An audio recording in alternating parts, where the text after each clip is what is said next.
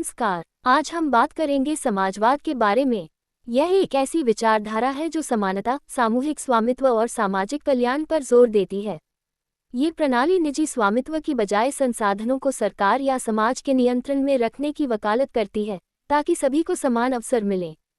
तो चलिए इसे विस्तार से समझते हैं। समाजवाद का अर्थ। समाजवाद का मुख्य उद्देश्य आर्थिक असमानताओं को कम करना और समाज के सभी सदस्यों को समान अवसर देना है। इसमें सरकार प्रमुख उद्योगों और संसाधनों का नियंत्रण करती है, ताकि हर व्यक्ति को शिक्षा, स्वास्थ्य और रोजगार जैसी बुनियादी सुविधाएं मिल सकें। उदाहरण, अगर किसी देश में स्वास्थ्य सेवाएं पूरी तरह से सरकारी नियंत्रण में हैं और सभी नागरिकों को मुफ्त या सस्ती चिकित्सा सुविधा मिलती है, तो ये समाजवादी नीतियों का उदाहरण होगा। समाजवाद की विशेषताएं। 1. उत्पादन के साधनों का सामूहिक स्वामित्व। उद्योग, भूमि और संसाधन सरकार या सहकारी समितियों के स्वामित्व में होते हैं। 2. आर्थिक समानता। आय और संसाधनों का समान वितरण किया जाता है, जिससे अमीर गरीब के बीच की खाई कम हो। 3. केंद्रीकृत योजना। सरकार आर्थिक नीतियों और संसाधनों के वितरण की योजना बनाती है। 4. सामाजिक कल्याण। शिक्षा, स्वास्थ्य और बुनियादी सुविधाएं सभी को समान रूप से प्रदान की जाती हैं। 5. वर्ग संघर्ष की अनुपस्थिति। समाज को ऐसा बनाया जाता है कि वर्गों के बीच मतभेद ना हो। 6. सरकारी नियंत्रण। उद्योगों और सेवाओं को सरकार द्वारा संचालित किया जाता है ताकि किसी का शोषण न हो।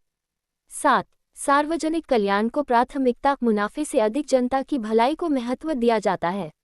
8. बेरोजगारी में कमी। सरकार योजनाबद्ध तरीके से सभी के लिए रोजगार सुनिश्चित करती है।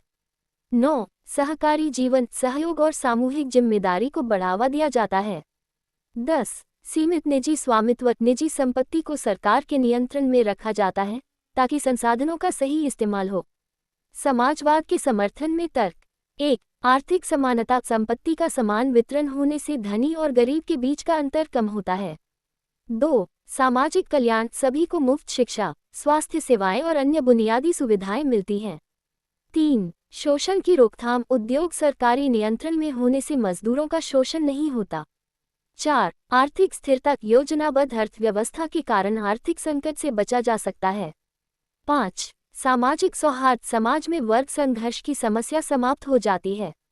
6. सरकारी जवाबदेही। उद्योगों पर सरकार का नियंत्रण होने से भ्रष्टाचार की संभावना कम होती है।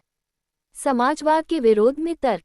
1. प्रेरणा की कमी। प्रतियोगिता न होने के कारण लोग नवाचार और मेहनत के लिए प्रेरित नहीं होते। 2. नौकरशाही की अक्षमता। सरकारी तंत्र में धीमे निर्णय लेने की प्रवृत्ति होती है, जिससे विकास प्रभावित होता है। 3. व्यक्तिगत स्वतंत्रता में कमी। सरकारी नियंत्रण के कारण लोगों की पसंद और उद्यमिता पर प्रतिबंध लग जाता है। 4. आर्थिक ठहराव। प्रतिस्पर्धा न होने से विकास धीमा हो सकता है। 5. भारी कर बोझ। समाजवादी नीतियों को चलाने के लिए सरकार को उच्च कर वसूलने पड़ते हैं। 6. अधिनायकवाद का खतरा। सरकार के पास अत्यधिक नियंत्रण होने से तानाशाही शासन का खतरा बढ़ सकता है। निष्कर्ष। समाजवाद का मुख्य उद्देश्य एक समान और न्यायपूर्ण समाज बनाना है, जहां सभी को समान अवसर मिले। ये गरीबी कम करने और सामाजिक कल्याण सुनिश्चित करने में मदद करता है, लेकिन इसके कुछ नकारात्मक पहलू भी हैं, जैसे आर्थिक ठहराव और प्रेरणा की कमी। इसलिए आज कई देश मिश्रित अर्थव्यवस्था अपनाते हैं, जहां समाजवादी और पूंजीवादी नीतियों का संतुलन होता है। आशा है कि आपको ये जानकारी उपयोगी लगी होगी। अगर आपके कोई सवाल हैं, तो कमेंट में ज़रूर बताएं। धन्यवाद। Please subscribe pulse YouTube channel.